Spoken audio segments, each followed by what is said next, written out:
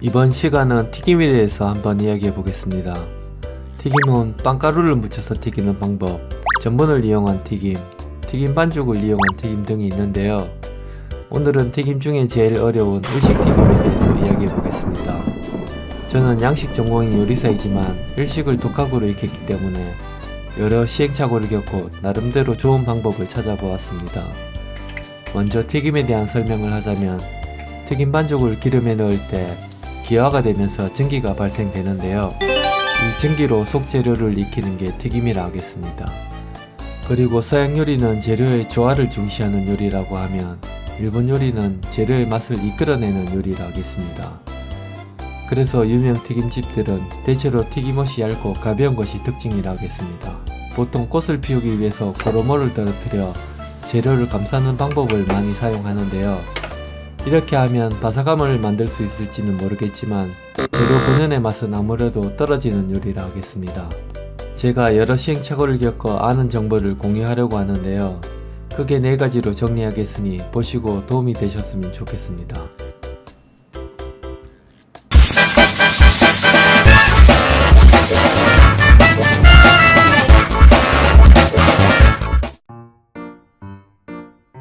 첫 번째로 재료에 묻은 수분을 잘 제거하는 것입니다.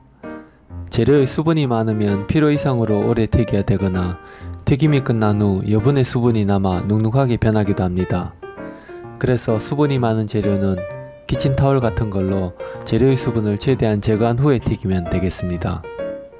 두 번째로는 덧가루는 얇게 묻혀야 한다는 것입니다.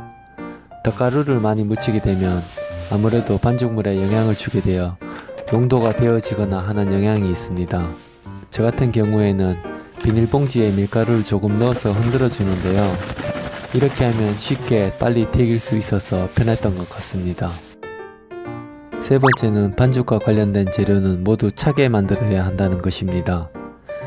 아무래도 온도차가 나게 되면 튀김이 더 바삭하게 하는 역할을 하는데요.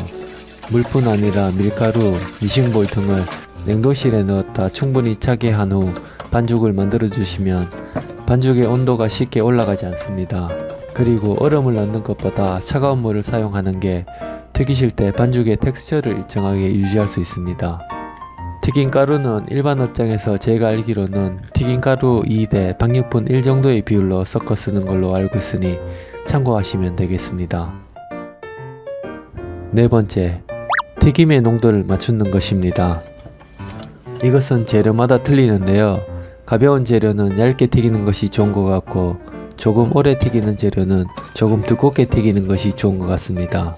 기본 농도는 저 같은 경우에는 불가리스 요구르트 정도의 농도로 튀김을 하고 있으니 참고하시면 되겠습니다.